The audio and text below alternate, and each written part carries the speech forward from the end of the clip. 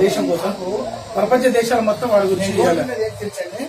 మీరు ఎందుకంటే లా చదివారు కాబట్టి లాయర్ కాబట్టి మీరు ఏదైనా వాటి పెంచి కళ్ళు కుదిరి మాట్లాడేది మీకు ఉంది, మీకు ఆ పవర్ ఉంది, ఆ అవకాశం మీకు హక్కు ఉంది.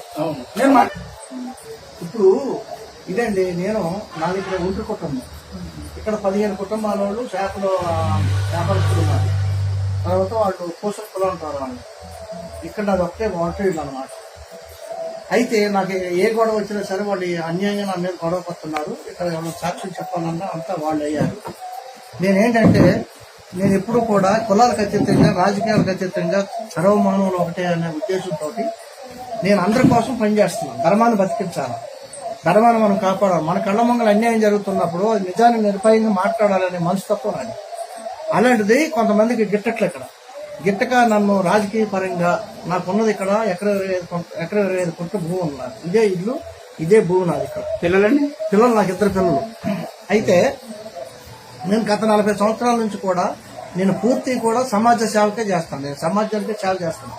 నాకంటూ నేను రూపాయి కోసం నేను కూడా ఆశించట్లేదు. కానీ నేను దేశభక్తితో కులాలకు అతీతంగా అన్ని కులాల కోసం పనిచేస్తాను. నేను ఎస్సీ, ఎస్టీ, బీసీ అన్ని ఎవరికి అన్యాయం జరిగితే వారు నా దగ్గరికి వస్తే నేను అవతల వాడు ఎంతటి వాడు అయినా సరే న్యాయం వండకెళ్ళి నిలబడుతున్నాను. నేను నిలబడుతున్నానని చెప్పి నన్ను సొప్పపోయిన పోలీసులు కూడా నన్ను టార్గెట్ పెట్టి నా ఇరుగు పొరుగు ఉన్నటువంటి నా అనామకులు అడ్డం పెట్టుకొని వాళ్ళకున్నటువంటి గేదెలు, వాళ్ళకున్నటువంటి కోళ్లని, నాకున్నటువంటి ఎకరంలో పంట బండి ఇచ్చుకోకుండా నాకు నోటికాడ జీవనం కూడా పాడు చేస్తున్నారు, పంటను నాశనం చేస్తున్నారు, చేతికి రానిట్లేదు.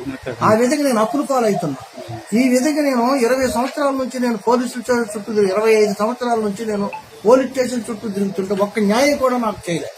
సార్ నాగేశ్వర గారు, ఇప్పుడు మీ మీద ఎస్సీ ఎస్టీ కేసు పెట్టారు, తర్వాత 324 కేసు పెట్టారు. అన్ని రకాలుగా మీకు చుట్టుపక్కల అంటే కానిగేట్ లో ఉన్న ఇబ్బంది పెడుతున్నారు. అవును. సర్లే, మీరు కోర్టులో కూడా ఆల్రెడీ కేసు ఫైల్ చేసి ఉన్నారు. అవునండి. ఓకే, సర్లే అండి. ఇప్పుడు ఆల్రెడీ కేసులు నడుస్తున్నాయి కదా, ఫర్దర్ గా వీటి మీద ఏమైనా జరిగినా గానీ, వాళ్ళు కోర్టు ఆర్డర్ ఇచ్చినా గానీ, తర్వాత మనం అప్పీల్కి వెళ్ళడం గానీ, హైకోర్టులో పిటిషన్ వేయడం గానీ, అట్లాంటి వాటికైతే నేను మీకు నా సహాయ సహకారాలు ఎప్పుడు ఉంటాయి, నా సపోర్ట్ మీకు చేస్తాను.